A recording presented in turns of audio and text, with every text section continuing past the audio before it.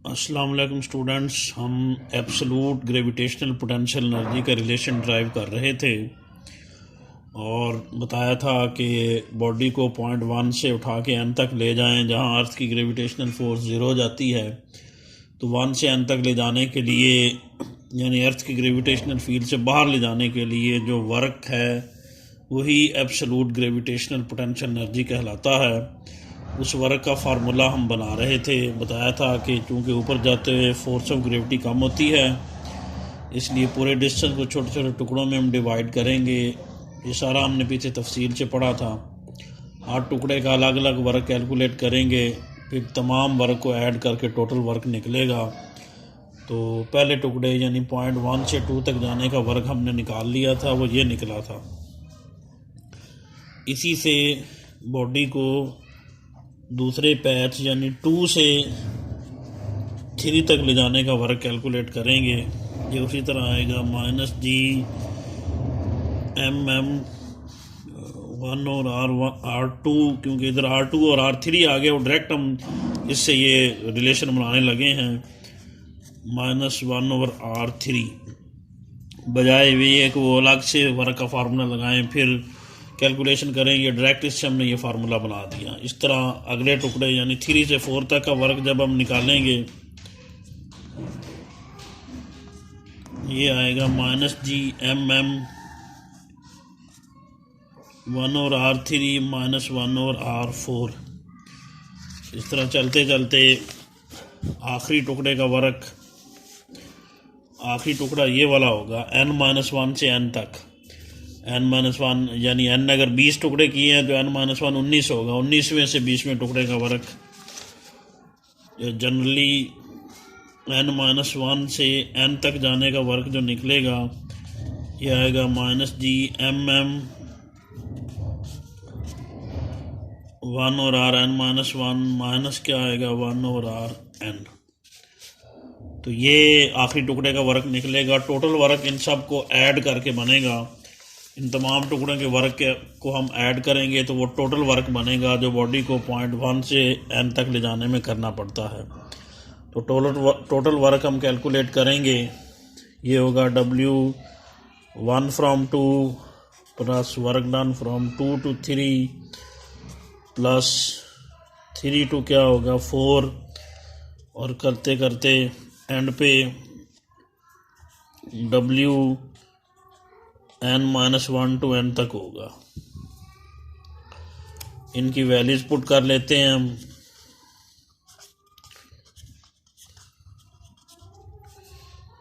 तो ये आएगा W, इसकी वैल्यू हमने पीछे निकाली -G(M)(M)(1) और R1 -1 और R2। इसकी वैल्यू हमने पीछे निकाली या भी पीछे डिराइव की है। -G(M)(M)(1) और R2 -1 और R3। अगले की वैल्यू निकाली -G(M)(M)(1) और R3 -1 और R4। आखिरी टुकड़े की वैल्यू थी -G(M)(M)(1) और Rn-1 -1 और Rn। तो इन सब में से ये देख सकते हैं आपके -G(M)(M) कॉमन है, ये हम बाहर ले लेंगे, बाकी बचेगा 1 और R1 -1 और R2। ये माइनस बाहर आ गई, इधर फिर प्लस आ जाएगा 1 और R2 -1 और R3। माइनस बाहर आ गई, अंदर प्लस आ गया 1 और R3 -1 और R4। इस तरह चलते चलते आखिर में ये आएगा 1 और Rn-1 1 और Rn। इनमें ये देखें -1 और R2 और +1 और R2 कट जाएंगे, -1 और R3 और +1 और R3 कट जाएंगे। ये सारे कटते जाएंगे, पहला रह जाएगा और आखिरी रह जाएगा। ये सारे कटते जाएंगे, पहला और आखिरी रह जाएंगे। ये आंसर बनेगा।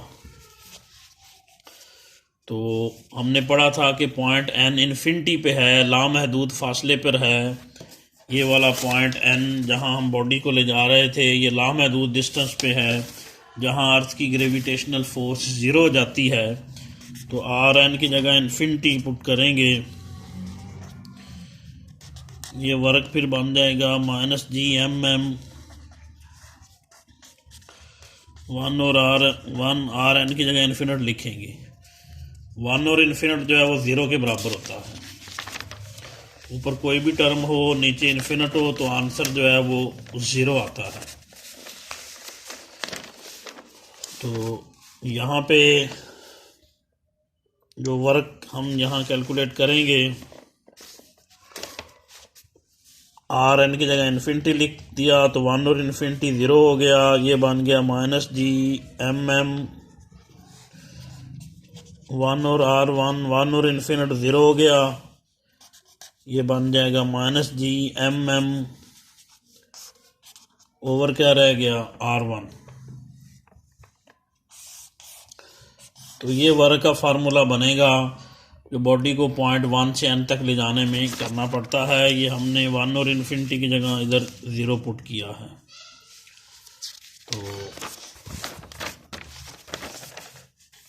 ये वर्क आएगा और यही वर्क ही जो है वो बॉडी में स्टोर हो जाएगा और यही वर्क बॉडी की एब्सोल्यूट ग्रेविटेशनल पोटेंशियल एनर्जी बन जाएगा जब ये बॉडी पॉइंट 1 पे रखी हुई हो।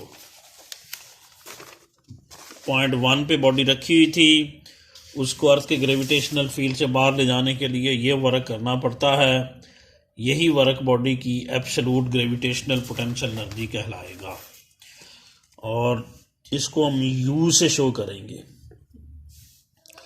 और अगर ये भी याद रखें कि यहाँ पर तो बॉडी पॉइंट 1 पे रखी हुई थी, अगर बॉडी जो है वो किसी ऐसी जगह रखी हुई हो, किसी टेबल वगैरह पर, ये कोई मास की बॉडी ऐसी जगह रखी हुई हो जिस पॉइंट का अर्थ के सेंटर से डिस्टेंस स्मॉल आर हो, अगर बॉडी कैसी यहाँ पर, तो ये देखें बॉडी पॉइंट 1 पे रखी हुई थी, इधर रखी हुई थी बॉडी पॉइंट 1 पे, यहाँ पे थी, और जिस पॉइंट पे बॉडी रखी हुई थी उसका ज़मीन के मरकज़ से फासला R1 था।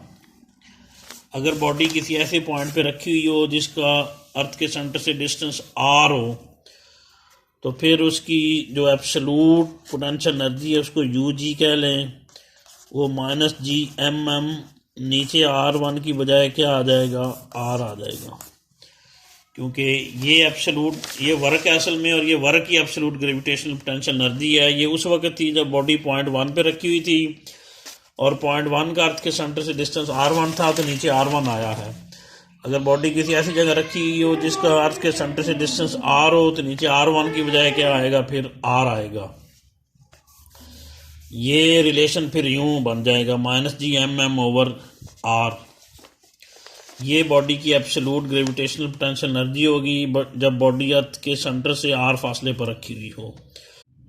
अगर बॉडी सरफेस ऑफ अर्थ के ऊपर रखी हुई हो, यूं करके हो, यहाँ पे रखी हुई हो, तो उसका अर्थ के सेंटर से उतना ही फासला होगा जितना अर्थ का रेडियस है। और अर्थ के रेडियस को किससे शो करते हैं हम, कैपिटल R से। उस सूरत में एब्सोल्यूट ग्रेविटेशनल पोटेंशियल एनर्जी के फार्मूले में नीचे स्मॉल r की बजाय कैपिटल R यानी अर्थ का रेडियस आएगा। तो this is the relation for absolute gravitational potential energy if the body is place on the surface of earth. अगर बॉडी सरफेस ऑफ अर्थ पर रखी हुई हो तो फिर ये एब्सोल्यूट ग्रेविटेशनल पोटेंशियल एनर्जी का फार्मूला बनेगा। आगे जो एक रिलेशन ये भी यहाँ डिराइव किया हुआ है, ये देखें, हमने पीछे फार्मूला पढ़ा था जब बॉडी अर्थ के सेंटर से स्मॉल r फासले पर रखी हुई हो, ये कि जैसे जैसे हम ऊपर जाते जाते हैं r की वैल्यू बढ़ती जाएगी, r की वैल्यू बढ़ती जाएगी तो ये फैक्टर क्या होगा, कम होता जाएगा। फ़र्ज़ करें माइनस जी एम एम की वैल्यू फ़र्ज़ करें 100 है और R यहाँ पर है, फ़र्ज़ करें जो पहले केस में 10, तो आंसर कितना आएगा, -10। अगर हम R को बढ़ा दें यानी बॉडी को ऊपर ले जाएं, ये तो उतना ही रहेगा। R बढ़ गया, फ़र्ज़ करें 20 हो गया, तो उसका आंसर बनेगा -5। मज़ीद R को बढ़ा दें बॉडी को मज़ीद ऊपर ले जाएं, आर कितना हो जाएगा 50, तो आंसर कितना निकलेगा -2। तो यू यानी एब्सोल्यूट पोटेंशियल एनर्जी ये देखें लेस नेगेटिव होती जा रही है, यानी लेस होती जा रही है लेकिन साथ नेगेटिव है, और नेगेटिव वाली टर्म जितनी छोटी होती है मैथमेटिकली उतनी उसकी न्यूमेरिकल वैल्यू ज़्यादा होती है। इसलिए ये -2 -5 से बड़ा है, -5 -2 से बड़ा है। तो ये याद रखिएगा, जैसे जैसे हम बॉडी को ऊपर ले जाते हैं आर यूं करके बढ़ता जाता है, और एब्सोल्यूट ग्रेविटेशनल पोटेंशियल एनर्जी का आंसर भी यूं करके क्या होता है, बढ़ता जाता है। ऊपर जाते हुए absolute gravitational potential energy increase होती है। ये बज़ाहिर तो लग रहा है कि आर के वैल्यू के बढ़ने से ये कम हो रही है, लेकिन साथ में माइनस लगी हुई है, इसलिए एक्चुअली वैल्यू जो है वो यू की इंक्रीज होती है। इसलिए याद रखिएगा कि जैसे हम बॉडी को ऊपर ले जाते हैं आर भी बढ़ता है और उससे एब्सोल्यूट ग्रेविटेशनल पोटेंशियल एनर्जी भी बढ़ती जाएगी।